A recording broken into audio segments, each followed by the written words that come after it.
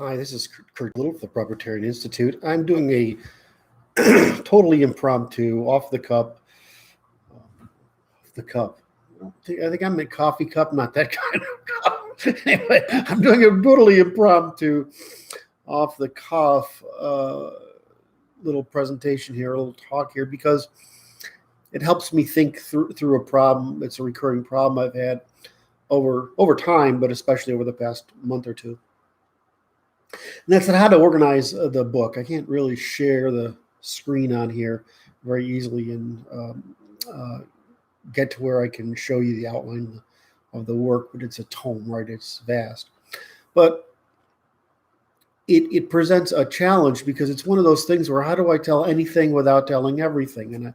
And this is the problem with the method altogether, is that the basic premise is actually quite small. I mean, there's a particular logic to the universe. That logic maximizes the ability of the universe to compute potentials, to accumulate the defeat of entropy or accumulate stable relations of energy. And that particular algorithm, which is incredibly simple, manifests in every aspect of the universe. And so the universe can be understood as having one underlying logic, from which all other effects in the universe emerge. This includes human behavior, cognition, and sexual differences, group differences, and civilizational differences. So how do I tell that story? So I'd originally started with, I'm a logician fundamentally, right? So I originally started with, I would talk about logics. I would say, this is how logic works. This is how the logics work. There's a pattern to this logic. There's a pattern. This pattern is in geometry, especially, but all of mathematics. And that pattern tends to show up in all of life. I then worked through from the logics to language itself. I showed the manifestation of that pattern in the structure of language, continuous recursive disambiguation. And in other words, defeat of ambiguity, and then, which is the same thing as defeat of entropy. And then I took that basic understanding and I worked out from there. So then I went through with that understanding of the logics and the grammars being a deflationary or scientific language and mathematical language on one end, and inflationary, meaning those aspects of language that help us convey meaning, even if they're not as precise as, say, science, and those fictionalisms, which are the abuse of truth, meaning into the pretense of knowledge that we don't have. And I showed that technology pretty simply.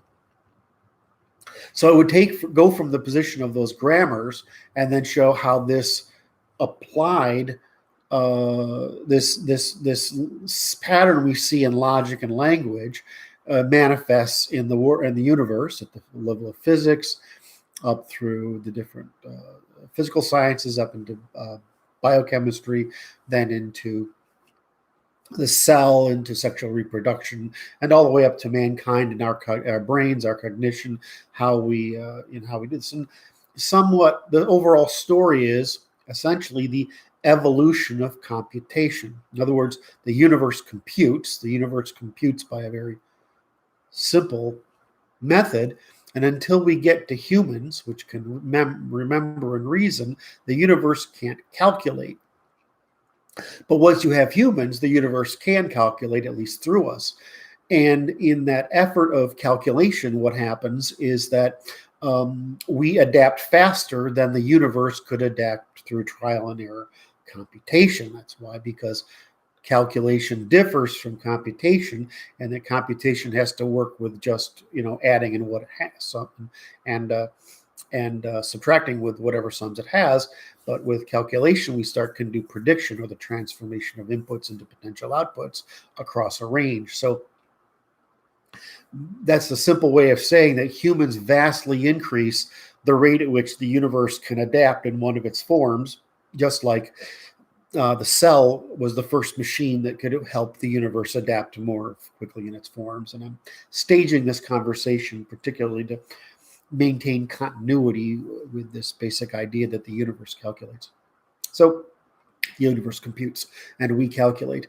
And so that eventually man ends up being the specializing in innovation, adaptation, and by use of calculation, innovation, adaptation, and evolution itself. In other words, we are the fastest evolving thing that we know of in the universe. That's probably the way to think about it.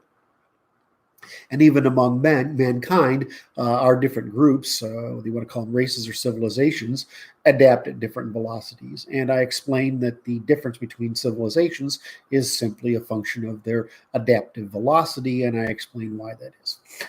However, I get through all, so that basically covers everything, right? I cover from, I can't show it to you, but I'll go through it covers the laws of nature, the man, biological facilities, our brain, our mental faculties, psychology, interpersonal psychology, social psychology, sociology, politics, group strategy, and group evolutionary strategies, and how those groups evolutionary strategies played out as differences in evolutionary velocity.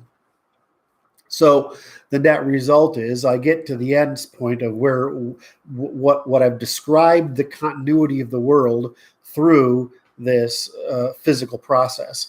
And then I get to the point where I talk about the law, which is where I summarize all this and say, therefore, the law of continuous recursive adaptation, or innovation of adaptation, which is the law by which the world works, is expressible in these terms. And the fastest way man can adapt turns out to be the way the Europeans evolved it, which is that you minimize or eliminate every friction to trial and error, which is possible only under rule of law by the reciprocal insurance of one another's self-determination by self-determined means. In other words, total incentive to innovate by our armed insurance of one another's ability to do that by sovereignty in display, word, and deed, and demanding reciprocity in display, word, and deed from them. So this turns out to be this leaves only markets, and markets are the fastest way to evolutionarily calculate, especially when they're under that particular law, which is the most exhaustively suppressive of any system on Earth. Literally it maximizes human ability to compute and calculate. So the negative aspect, however, is that we don't understand what we're doing or why, and so we habituate this thing as a tradition. We essentially almost codify it in the American Constitution. But because Jefferson was a little fascinated by the French evasion of that reality, we got a little more French than Adams or Hobbes would have intended. And so we opened the door to the female means of warfare, which is, we spent 50,000 years domesticating man's method of warfare, or male antisocial behavior, and directing it to the production of commons. And in doing that, men had contained the antisocial behavior of women, although women had too, out of defense of women in general. But what happened is we let the Jewish elites into the country at the same time, who used the female strategy of undermining. We let women into the franchise and have voting power, but we didn't increase our law to suppress female antisocial behavior as thoroughly as we had suppressed male antisocial behavior. And so females manifested under the encouragement and designs of the Jewish thought leadership, and the female means of undermining our means of our group evolutionary strategy, which is the fastest that's possible for all of mankind. and it's responsible for all the extraordinary gains of Western civilization. So the female group strategy is to undermine, right? It's reputation destruction and its decoherence. Well, why? Because the female instinct among the Jewish group strategy is, as well as the female instinct, is mothering, which is that they want equality because they want the maximum chance for their offspring to and themselves to maximize consumption, hyperconsume, with the least constraints, regardless of their merit or value to the tribe. Whereas male reproductive strategy is just the opposite. We want to limit consumption of resources to that which it maintains male reproductive strategy, which is the adversarial competitive value of the tribe, which in the Europeans' case means continuous recursive hyper-adaptive, continuous recursive disambiguation of the universe into actionable elements that allow us for continuous exploitation, when no exploitation means the continuous transformation of energy from whatever its natural form into something we can use to maintain this virtuous cycle of continuous recursive innovation, adaptation, and evolution. So I go through this part at the end here and say, well, therefore, if you want to maintain that continuous recursive adaptation evolution in the European terms using these means, you just have to say what the Constitution implied but didn't write down, what Blackstone sort of said in his pseudo-deist language, and just put down what Darwin did. Darwin explained the reason for the outsized success of Western civilization. And the Marx, Bose, Frank Cantor, Freud, Bohr, all of them, every one of them, right up through Stephen Jay Gould, they've all rebelled against the reality of the truth, which is that they used the female strategy to obtain power through undermining the host civilization by accumulating the defectives, or the people who are unable to compete or feel that their status in the competitive hierarchy is too low, and they weaponize those people against the productive. So this is what we mean by Leninism or bio-Leninism, which is Jones incorrectly calls the Jewish revolutionary spirit, which is really the Jewish destructive or undermining spirit, which is the female undermining spirit, which is the female group evolutionary strategy for constraining males so that women can control their reproduction by choosing which males they mate with. So it's not complicated in evolutionary history. What's complicated is we're freaking bots and we have no idea what software we're running. So fundamentally, I'm just telling you what software the universe runs on, that it's incredibly stupidly simple, and that it manifests in all aspects of life, and that once we know this particular software algorithm, we can explain all of existence pretty easily, and in doing so we can no longer be bots, but choose to continue rapid adaptation and the benefits that are obtained from it, rather than fall victim, as the Romans did, to the first Jewish invasion by way of Christianity that undermined this with the false promise of freedom from scarcity, status, and class, because by the false promise that you were virtuous. Well, the answer is that it would have worked fine if it was a way for which the underclass and the women were able to obtain status despite a lack of commercial, intellectual, or military power. They were able to obtain status by not undermining the system, which is what Christianity could have evolved into as a part of the pagan cult. And instead, as we always see, women will try to accumulate power. The Jews will try to accumulate power. Once this is possible, males will seize power, and then you get a clerisy that basically causes feedback to they cause feedback into the system that promotes the female dysgenic reproductive strategy at the expense of ongoing continuous recursive disambiguation of the universe by innovation, adaptation, and evolution. So what you see, of course, is that all civilizations under agrarianism that developed some sort of monotheism stagnated by 800 AD, and it was only the certain reserves of Europeans and the restoration of the classical literature from the Middle East back to Italy and up into Europe that allowed us to restore Western civilization's trajectory and recover from the dark ages of first Jewish invasion by way of Christianity, which explains today, which is the restoration of the repeat of